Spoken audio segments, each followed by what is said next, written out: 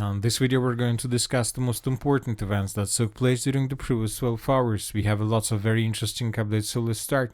And we have interesting updates both from the territory of Ukraine and from the Iranian-Israeli conflict. But first let's talk about the special military operation zone where the Russians continue their offensive operation. And yesterday we got a very interesting statement that was made by the Ukraine foreign minister. Ukraine is not interested in continuing negotiations unless they include a substantive discussion on a ceasefire. He stated that during the negotiations the Russian delegation actually demanded Ukraine's capitulation. He also claims that Russia has begun preparing strategic reserves. So the Ukrainians are saying that the Russians are begun preparation for autumn offensive operation. Now let's move further and let's discuss the situation in the northeastern part of Ukraine. And today we got another picture where we can see approximate routes of Russian attacks in the northeastern part of Ukraine. As we discussed, the Russians are pretty focused in this area, and since the beginning of June the Russians destroyed lots of vehicles, equipment and military positions of the armed forces of Ukraine. We've discussed every single video in this area. For example, once again on the 13th of June we got this video where the Russians managed to discover Ukrainian equipment and they destroyed this area with the Geraint strike. Another video took place almost in the same area. This time the Russians managed to discover equipment of the armed forces of Ukraine that most likely Ukrainians were using to support their drones while attacking deep inside of the territory of the Russian Federation, or maybe the Ukrainians were using this area as a warfare equipment with the purpose to intercept Russian drones. Anyway, the Russians destroyed this territory as well. Furthermore, during the June of 2025 we got lots of videos how the Russians were attacking Ukrainian FPV drone positions. So as we understand, since the beginning of the special military operation, when the Russians abandoned their positions in this area, the Ukrainians managed to reinforce their positions in this direction with the purpose to control the territory of the Russian Federation as deep as possible. And now the task is very simple for the Russians: to destroy as many as possible equipments of the armed forces of Ukraine, and then most likely to continue their offensive operation in this direction as well, with the purpose to cut this northeastern pocket. Now let's move further and let's discuss the situation in the Sumy area where the Russians also continue their offensive operation. And during the previous 24 hours, according to information we have, the Russians managed to improve their positions significantly. Just yesterday, the Minister of Defense of the Russian Federation reported that the settlement of Yablunovka was completely secured by the Russians and taken under complete Russian control. And today we got additional reports that the Russians managed to improve their positions even further in the southern direction. And for example, today the village of Varachino was completely secured by the Russians, as you can see. Furthermore, the Russians managed to take under control several strongholds and positions of the armed forces of Ukraine along N07 road between the settlements of Yunakivka and the settlements of Kianitsa. So these three lines were taken according to several neutral mappers. So now we see that the Russians are about to finish the battle for the central offensive area in the direction of the city of Sumy, and then the Russians will have just the eastern direction where the Ukrainians still show fierce resistance. During the previous 24 hours we got additional videos how Russians were attacking Ukrainians there, but we see that, for example, this episode took place almost in the central part of the village, which means that Ukrainians still control the territory and the Ukrainians are not going to give up. Jeg startede som fastassistent i Netto og skulle bare have et sabbatår, og her er jeg 17 år senere stadig på sabbatår. Jeg hedder René, og jeg er distriktschef i Netto. Nettoen for mig er, at vi teamworker, vi vidensdeler, og vi spiller hinanden gode. Der er ikke nogen, der er i tvivl om, at vi vil hinanden de bedste. Det er Nettoen for mig. Nicorette tyggegummi reducerer din ryge- og nikotintrang. Furthermore, during the previous 24 hours, we got a proof that confirms Russian control over Yablunovka. Once again, I'll remind you, yesterday the Minister of Defense of the Russian Federation confirmed this information, and a few hours later, the Russians also published this video where we can see almost destroyed building and Russian flag above it.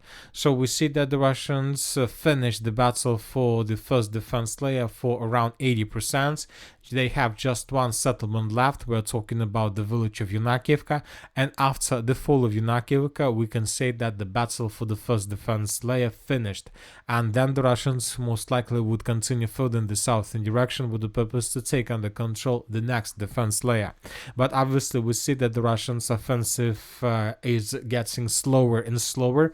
Very difficult to understand why exactly is this happening, but at the same time the Ukrainians are saying that the situation is very critical.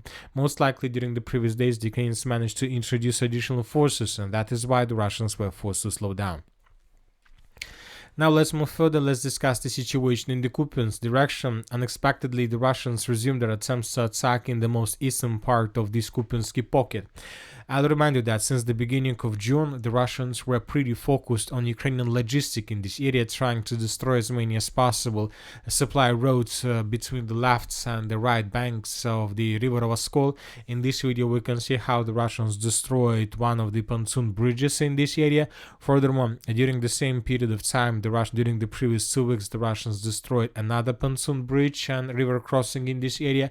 So the Russians were pretty focused, and obviously all these attacks means just one thing, that the Russians were planning to begin offensive operation on the Russian side of the river Oskol. It was just a question how exactly the Russians were going to attack from the northern direction in the direction of the northeastern part of Kupiansk, from the southern direction in the direction of the settlements of Kupiansk-Uzlovoy, or from the most eastern part of this pocket. And the Russians chose the eastern direction because, according to information we have, during the previous 24 hours the Russians took under control several positions of the armed forces of Ukraine in the fields in the vicinity of the settlement of Nova Stepova Novoselka. This information was confirmed by neutral and pro-Russian resources. Pro-Ukrainian mappers haven't confirmed this information yet, but we expect that sooner or later they will be forced to do this. This is the situation, for example, by the end of the 13th of June, and this is the situation by the beginning of the 14th of June. The Russians currently are trying to cut this pocket and to get as close as possible to the city of Kupiansk itself. This will allow the Russians to bring and to get closer their artillery systems from the east, and this will allow them to attack Ukrainian positions along the city, along the Kupiansk entire agglomeration and behind this agglomeration itself. As for now, the Russians have problems with their artillery systems because they are forced to keep their artillery systems too far from the main area of clashes and offensive operation. Now let's move further. Let's discuss the situation in the Konstantinovka direction, where the Russians during the previous 24 hours managed to improve their positions. First, let's talk about the southeastern part along the Seversky Donetsk-Donbass Canal. During the previous 24 hours, the Russians established control over several company strongholds in the vicinity of the settlements, between the settlements of the north and the south and the Liivka. These two strongholds, as you can see, were taken by the Russians. At least this information was confirmed by several pro-neutral mappers. So these two strongholds were taken, and now we understand that the Russians are about to finish the battle for the south and the Liivka itself. Several days ago we got reports that the Russians secured the railway station area, and there is just several tree lines and buildings left for the armed force of the Russian Federation. But so, due to the fact that the Russians secured these two strongholds, we expect that in the very near future everything in this area would be colored in the Russian favor. Furthermore, according to information we have, the Russians continue clearing the pocket along the Seversky Donetsk-Donbass Canal. At least this information was confirmed by neutral mappers. So we expect that this pocket would be cut by the Russians also in the very near future. And then the Russians will start battle for the northern part of the northern Liivka and for the village of Bilogora itself, which will allow the Russians to maintain their positions and to shorten the lines between the city of Toretsk, the Seversky Donetsk-Donbass Canal, and the southern part of the city of Chasov Yar. And this is going to be the end of the preparations before the beginning of major offensive operation in the Konstantinovka direction, at least from the southeastern and from the eastern positions. When talking about the Kliban-Byksky pocket, during the previous 24 hours, the Russians managed to improve their positions according to several mappers.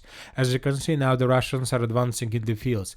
Just yesterday, several mappers reported that the Russians improved their positions to the north of the settlement of Romanovka, and today we got additional reports that the Russians managed to shorten the distance to the road of 524, the main logistic road of the armed forces of Ukraine. So as you can see now, the Russians, the distance between edge positions of the armed forces of the Russian Federation, and the road 0524 itself is around 1 kilometer and 550 meters, which is already nothing for probably vehicle attacks, for tank attacks, for FPV drone control. So we see that the Russians are about to finish the creation of a cauldron for the armed forces of Ukraine on the territory of these settlements. We are talking about Novospaska, Sherbinovka, Katerinovka, and Kliban Beg. The Russians established certain control over the western supply lines, and the Russians established control over the northeastern supply lines. Furthermore, when talking about the northeastern direction, according to information we have, during the previous 24 hours, the Russians secured this elevation, strategic elevation in this area, and now the Russians can control the entire Kliban Bygska water reservoir without any problems.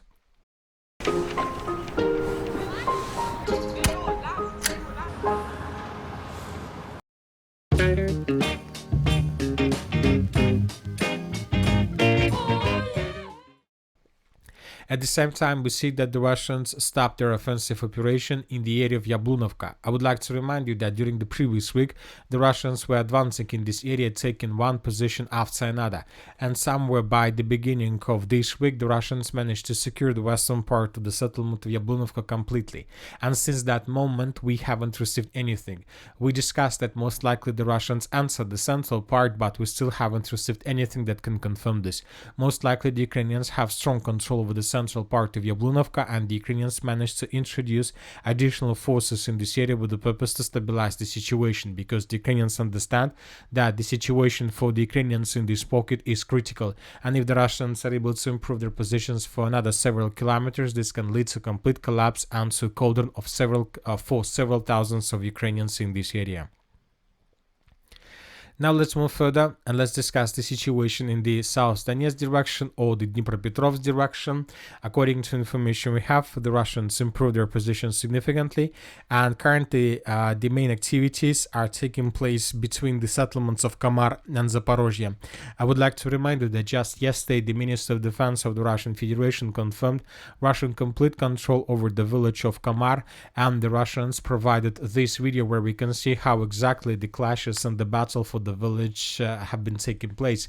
In this video we can see lots of episodes, and in the most final part of this video we could see how Russians were raising their flags in different parts of the village. And based on this report and based on this video and the Minister of Defense report, we adjusted these territories.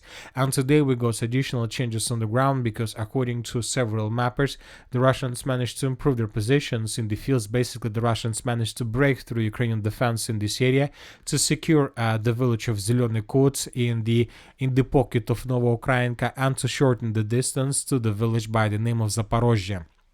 Furthermore, as we discussed, the Russians control this territory with FPV drones. We have lots of videos, and during the previous days we discussed that the Russians were bombing and attacking this territory with all calibers they have, including artillery strikes and aviation strikes. So due to this pressure, we expect that the Ukrainians will not be able to hold their lines for a very long period of time, and we expect that the villages of Zirka, Yalta and Zaporozhye would be taken by the Russians in the very near future, and this can happen even by the end of the Monday or Tuesday of the next week. So very soon the Russians are advancing very soon in this area, and obviously the Ukrainians have poor situation with their logistic in this area. And if the Russians are able to secure this territory and to get the village of Yalta, this opens the Russians the window of opportunities to attack the settlement of Novopoltavka from the south and from the southwest. At the same time, we remember that the Russians currently are advancing in the northeastern direction to the village of Novopoltavka. So the situation remains tense for the Ukrainians, and several units of the armed forces of Ukraine are at risk of being encircled by the Russians. When talking about the Zaporozhye direction, today we got first proofs that the Russians most likely managed to answer the settlement of Malinovka.